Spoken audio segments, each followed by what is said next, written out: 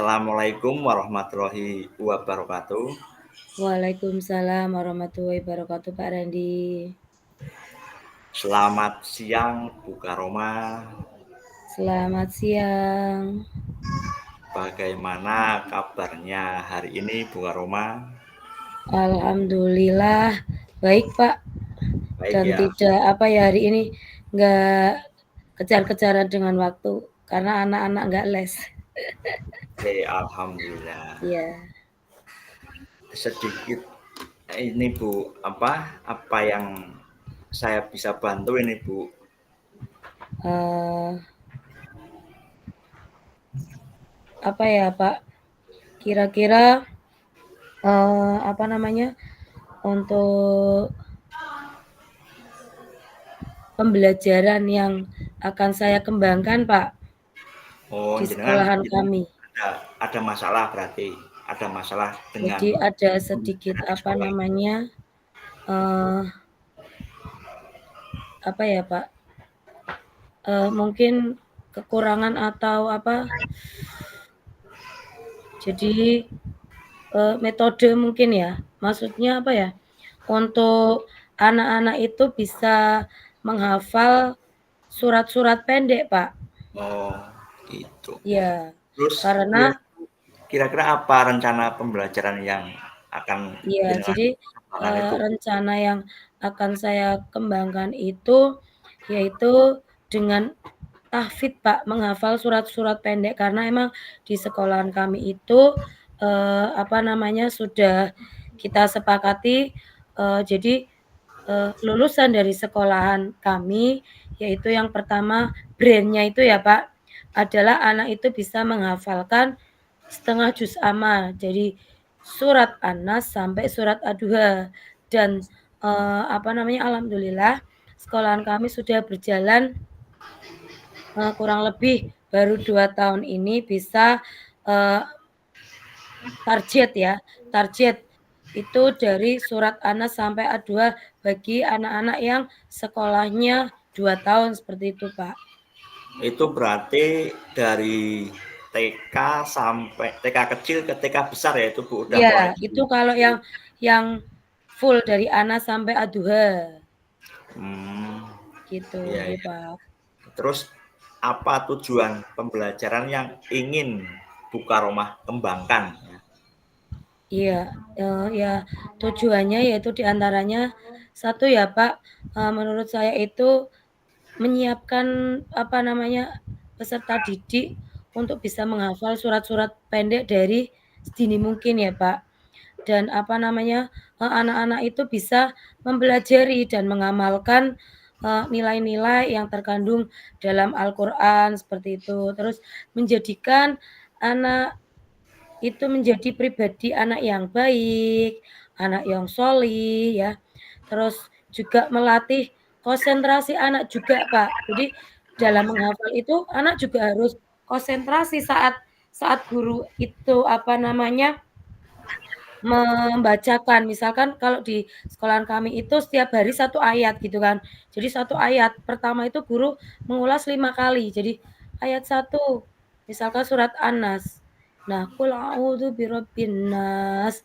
Nah, itu anak-anak itu nanti mengikuti. Jadi setelah bu guru membacakan 5 kali coba anak-anak dibaca ya. Kira-kira seperti apa, yuk kita bareng-bareng kayak gitu. Nanti kita hitung 1, 2, 3 nanti insya Allah anak-anak itu berusaha bunyi, Pak, seperti itu. Jadi itu juga melatih konsentrasi.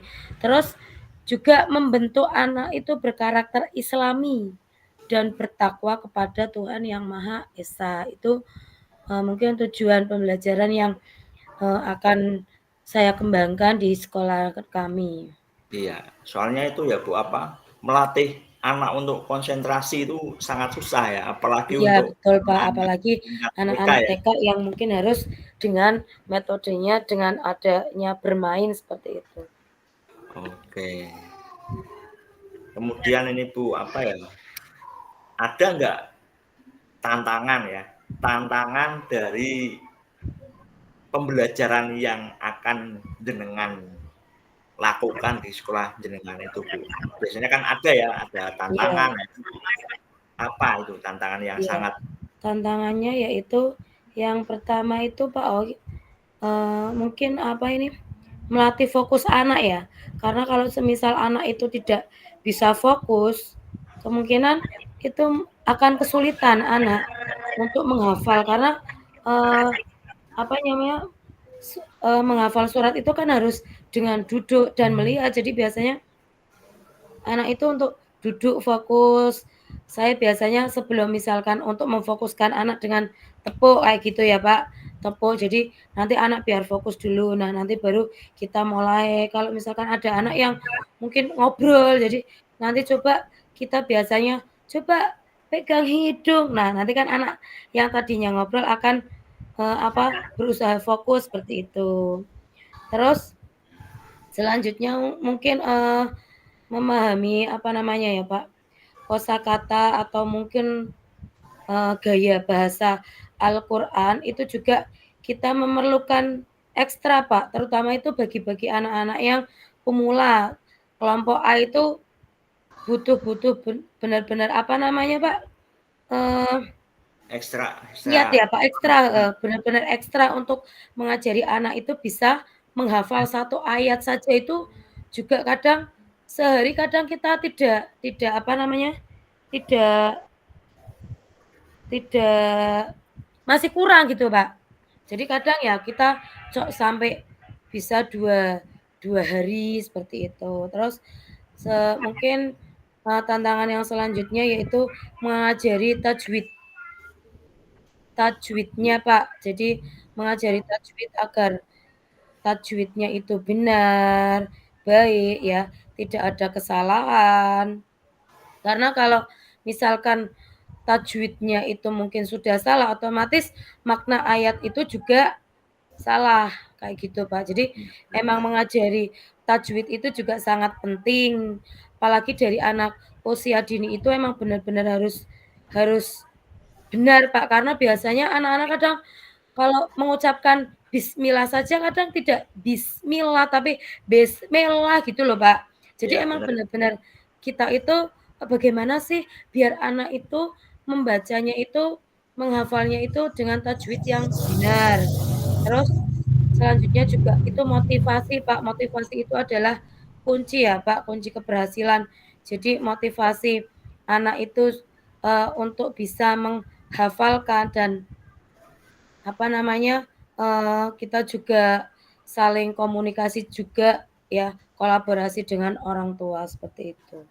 Iya, itu memang untuk anak anak usia TK itu mengajari tajwid ya itu Bu, yang paling Iya, paling Pak, karena emang dari kecil emang harus dibenarkan seperti itu. iya, iya.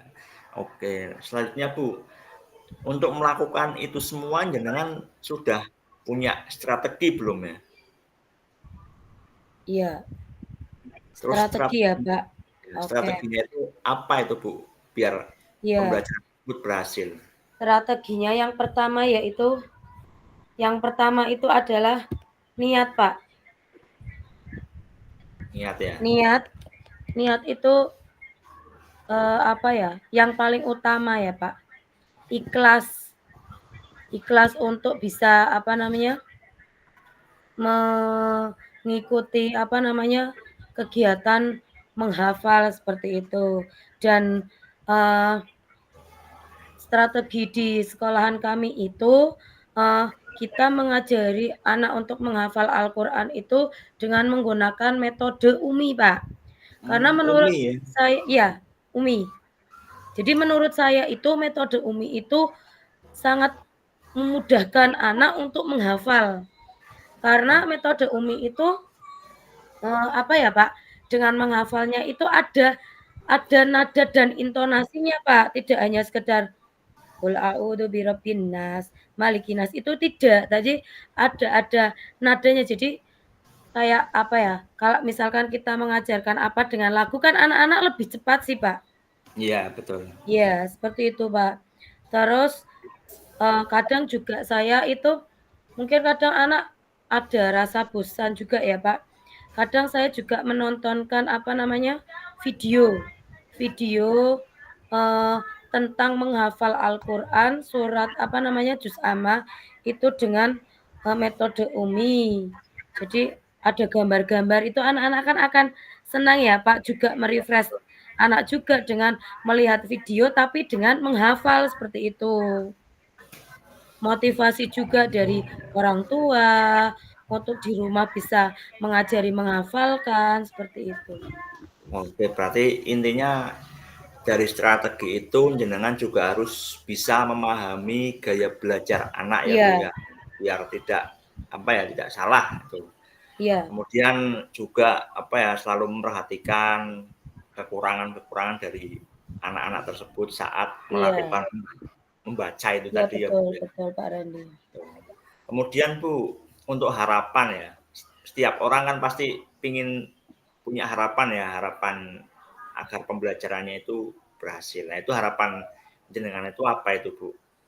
Iya, harapannya yaitu, yang pertama anak-anak bisa menghafal surat-surat pendek dari usia dini ya, Pak, dengan baik, sesuai dengan tajwid dan murojaahnya, seperti itu. Dan juga, membawa semangat dalam kehidupan anak-anak, karena mungkin dengan anak itu bisa menghafal mungkin ada, apa namanya, membawa semangat sendiri mungkin bisa menunjukkan, apa namanya, anak itu bisa bisa menghafal itu kan mungkin menjadi kebanggaan juga ya, Pak. Waktunya Iya. tinggal 9 Terusane menit lagi ya.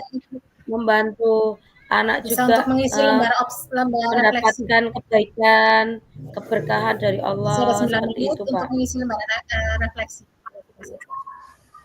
Oke. Ya, semoga nanti pas saat jenengan melakukannya itu bisa sesuai dengan harapannya jenengan ya. Iya, amin, Pak. Strategi tadi bisa dilakukan dan bisa diterapkan di kelas jenengan biar sukses. Nggih Oke, nggih, untuk tindak Waktunya tinggal lanjutnya 8 menit jenengan lagi nggih, Bapak apa yang Ibu. akan dilakukan? Iya, kalau untuk tindak lanjutnya mungkin, eee, kita, dari sekolahan itu menghafalkan Pak setiap hari sebelum anak-anak masuk ke kelas itu baris di depan itu kami mengulas surat-surat yang sudah dihafalkan kemarin itu diulas lagi, seperti itu. Dan biasanya kalau, apa namanya, anak-anak yang sudah bisa menghafal, misalkan surat apa, itu nanti biasanya kita tampilkan saat kegiatan pelepasan panen hasil karya, anak-anak kelas B yang mau masuk kelas SD, seperti itu, Pak. Oke, berarti nanti setelah jenengan mengimplementasikan di kelasnya jenengan, nanti jenengan bisa apa ya, ibaratnya memberitahu saya kalau apa yang jenengan sudah lakukan itu berhasil. Nah, itu nanti menjadi apa ya, sebuah kebanggaan saya karena jenengan sudah bisa apa ya, saya sudah bisa memberikan masukan, jenengan bisa melakukannya dengan baik, itu menjadi suatu kebanggaan bagi saya ya, Bu, ya. Nanti bisa jenengan melaporkan ke saya ya, Bu.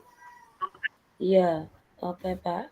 Oke, mungkin ada lagi, Bu, Iya, yang mengganjal di hati jenengan? cukup kayaknya, Pak. Cukup ya, nanti bisa Iya, lain waktu nanti kita bisa Kurang 7 menit lagi sharing-sharing nggih, lagi ya, Mbak Bu. Isaroh. iya, Pak, siap. Oke, mungkin itu saja dari saya. Apabila ada tutur kata yang kurang berkenan, saya minta maaf ya, Bu Karomah ya. Nggih, Pak. Sekian, wassalamualaikum warahmatullahi wabarakatuh. Waalaikumsalam warahmatullahi wabarakatuh.